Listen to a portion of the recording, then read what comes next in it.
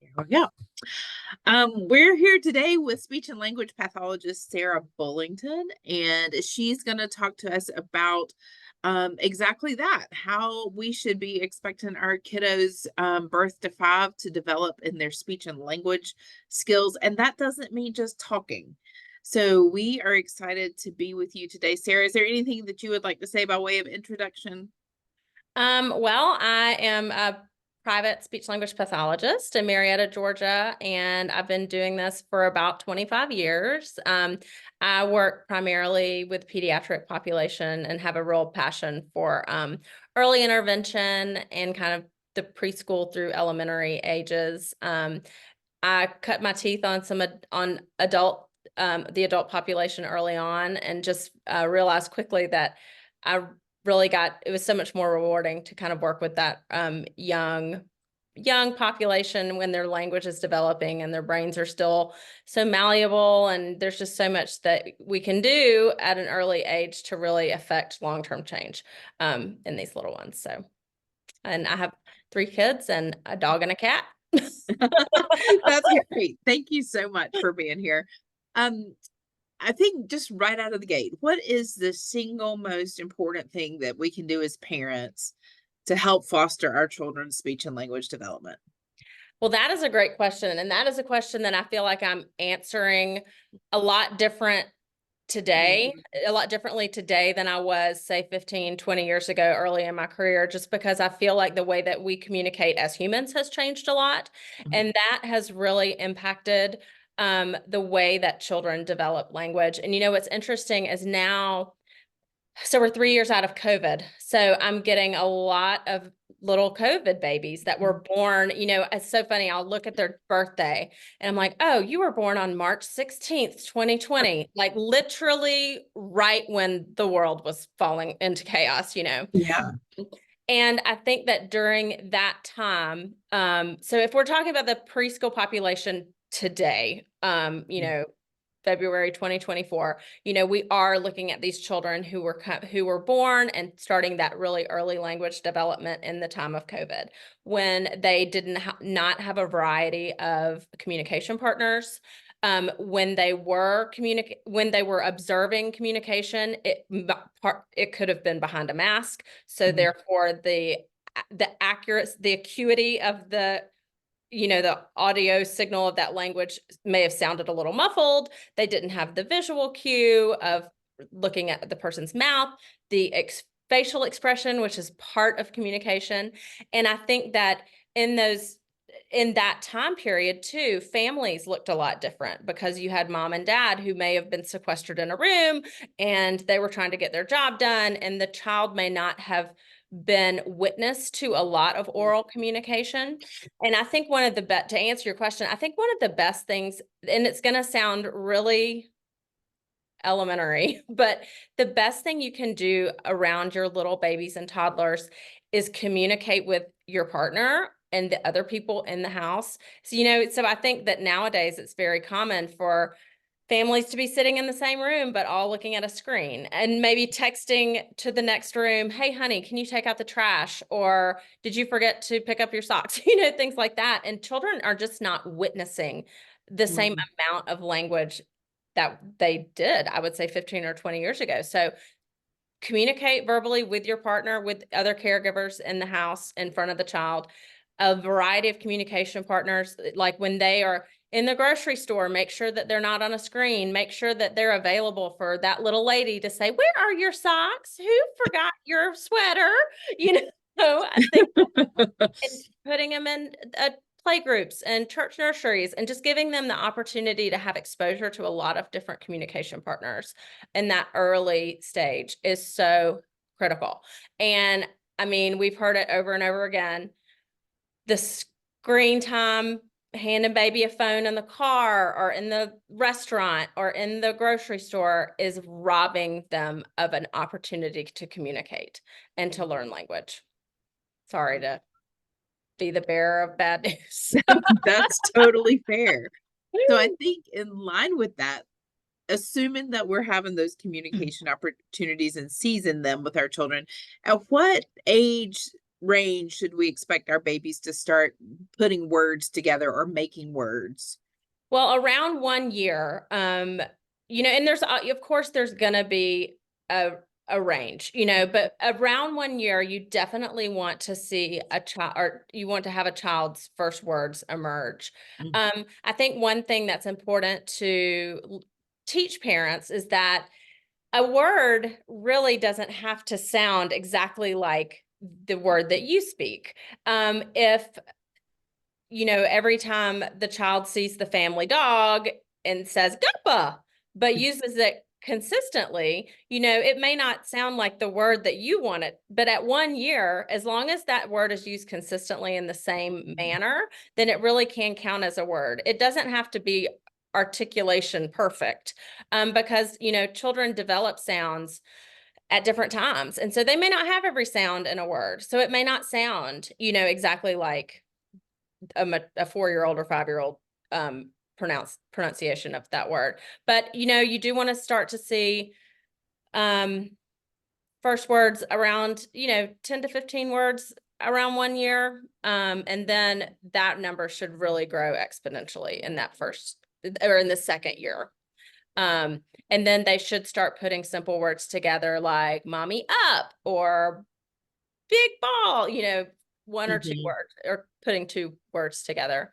The first words to emerge are going to have those early developing consonants like B, P, M. So like baba and mama mhm, and dada, and kind of those simple words to say, or bubble, are kind of the mhm. common first words. So, but That's around great. 1 year. Okay, that's great. Thank you. So if we have a household where multiple languages are spoken, Mm-hmm. what is the recommendation in terms of how to best prepare children for school in the US, where English is the primary language in terms of instruction?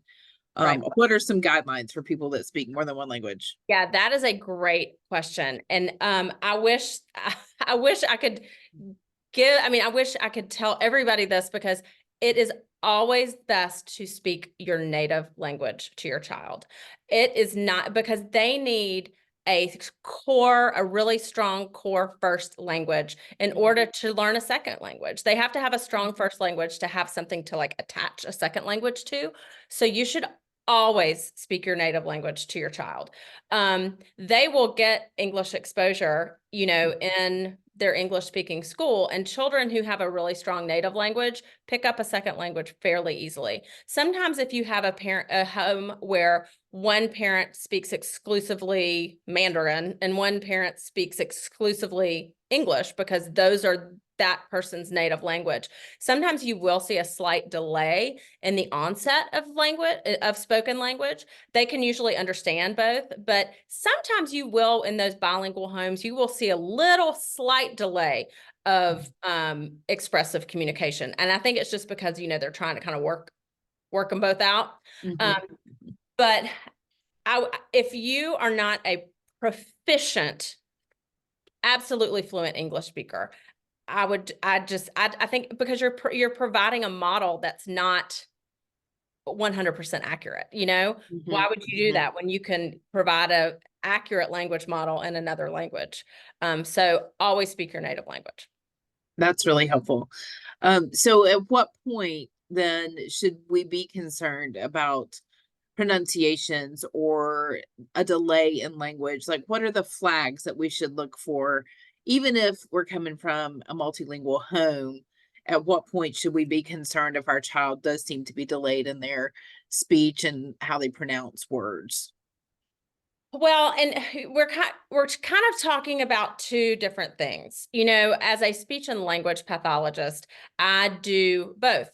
Mhm, And you can have a child who has wonderful language, meaning they've got great vocabulary, they have good sentence formulation, they understand what's being said to them, they can answer questions appropriately, but they have a articulation disorder where they're very difficult to understand.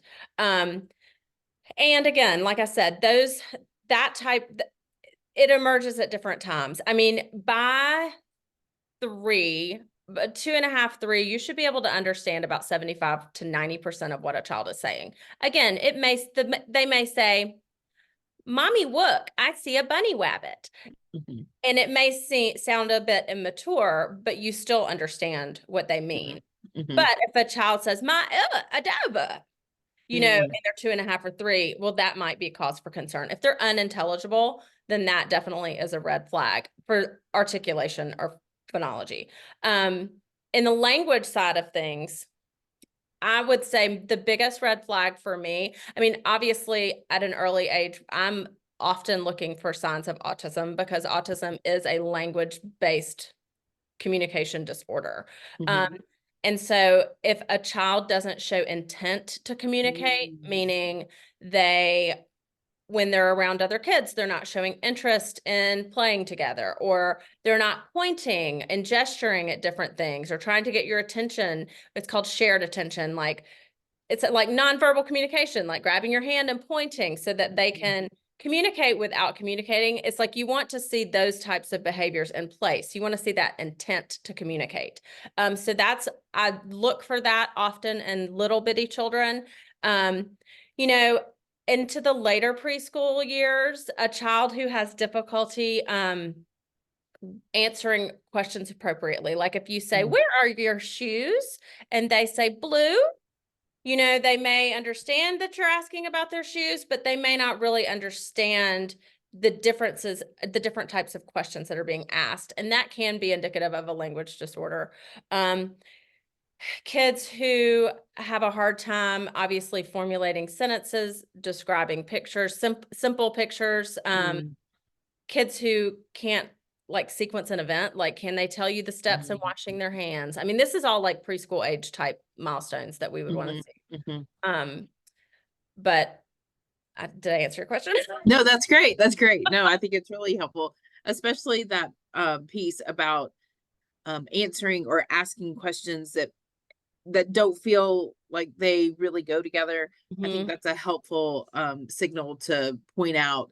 Yeah. So I wonder if you start seeing these sorts of things, where do we start? Who's the first person to go to if you have a concern or feel like your child is struggling with speech and language? Well, I mean, obviously, well, if the child, so if we're talking about state of Georgia, um, Hmm. and your child is younger than 3, there's a state program called Babies Can't Wait that Hmm. provides early intervention services to children birth to 3. Speech and language is kind of in that umbrella, but that's not the only service that they Hmm. provide. As with anything, there are pros and cons. It is a federally a state run, government program. So you do kind of run into red tape, a little bureaucracy, but they do provide in-home services. So I think that's Hmm. helpful for a lot of families. And once a child turns 3, they actually become eligible to receive services through the public school system. So if you feel like your child has a speech and language disorder, you can contact your local school system in their special ed department, and they have speech language pathologists that can evaluate and provide service. You may have to drive them to like a home school. Hmm. But those services wouldn't be done at your home, but uh, that that's a good option for the preschool age. Obviously, if you have good insurance that will cover speech and language services, you can go to Children's Healthcare. I mean, they employ speech language pathologists. And then there's always a private route that's kind of where I fall, which some private speech language pathologists do bill insurance. I personally don't. I'm kind of a small operation, one woman show, and I love being with kids and not on the phone with insurance companies. So, Hmm. you can always find people who are like just fee for service. Um, Hmm. and sometimes it's a little bit easier to get started because you don't have all that Hmm. red tape. Hmm. So, what does early intervention look like when it comes to speech and language? I know that it would run a gamut depending on what you're Yeah. actually dealing with, but it's obviously not something that you're going to take medicine for. So, No. what are some things that somebody might encounter when they first meet with a speech and language pathologist to kind of help determine exactly what their child needs services about or Yeah. in? Well, personally, I always start, typically in the preschool age, I like to always start with a screener, which is a tool. It's a standardized measure that is designed to kind of identify children who may need speech and language. And the reason I want to do that is because if I'm looking at a child that just has articulation, um, obviously I want to be efficient and I want to go in that direction Mhm. versus, a child who has language and articulation. I mean, you may need to do an evaluation of both, or you may only need to do one. And I think that a screening tool is a really good way to kind of identify those kids and help you be efficient with your assessments so Mhm. that you can evaluate for the right thing, and be efficient, obviously, with your intervention as well. It kind of, those evaluations help identify exactly what's going on with the child, and you can kind of take it from there. So I would always start with a screener, and then followed by a more in-depth evaluation. That's great. Our early interventionist that we did a podcast with a while ago had mentioned how speech and language pathology sometimes interacts with feeding. Oh, And right. I'm wondering if you could talk some about that because that might be new information. It was for me when she brought Mhm. it up. So I'm curious to hear more about that. Yes, that is within my our scope of practice. That is not my specialty, but I do have experience. I mean, with anything, that involves the oral cavity and, larynx, esophagus, all that whole speaking mechanism, Mhm. which is also used for feeding and nutrition. So, yes, swallowing, I mean, children who may be averse to different textures of food, or they're unable to manage the food in their mouth. I mean, there are certainly things that you can do to um, help with that coordination, help them. You can kind of alter foods, you can thicken them, you can make them thinner, just to make it easier for the child Mhm. to manage. And at a very early age, nursing, I mean, teaching a baby to latch appropriately and making sure that everything is structurally intact, so that they can, feed and eat normally. But Yeah. and one thing I deal a lot with is called a tongue thrust, which is Mhm. actually a swallowing. It's a deviant swallow where the child is not swallowing appropriately, and Mhm. it can impact certain phonemes such as S and Z, and also dentition. Like what happens Mhm. when they swallow, their tongue pushes up against the back of their teeth, and so it can Oh. actually create like an open bite, which can affect eating and Mhm. chewing and things like that. So I deal a lot with that.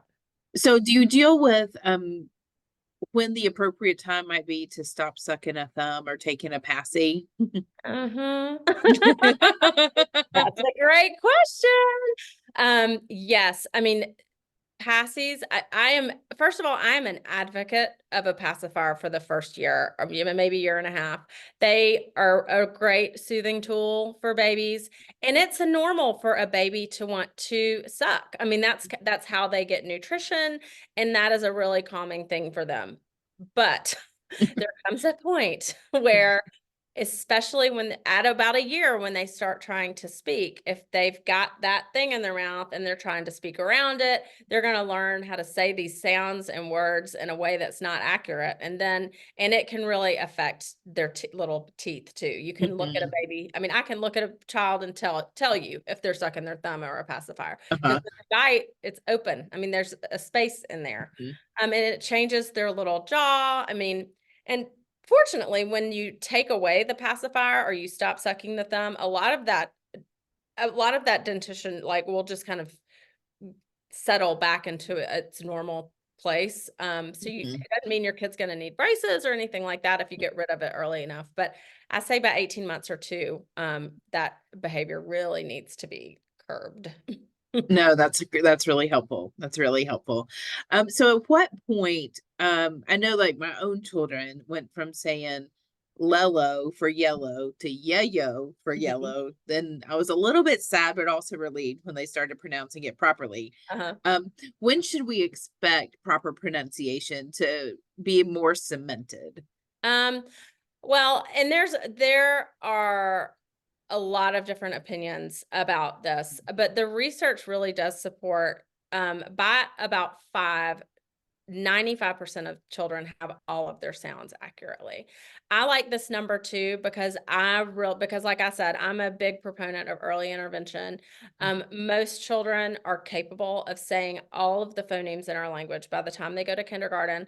And I think that it's really important for kids to have good articulation when they begin kindergarten so that as they start to learn letter sound relationships, the sound they're making goes with the letter that they see. Mhm, With the exception of the TH, like in bath or brother, mhm, that one can take a little bit longer, sometimes into first grade.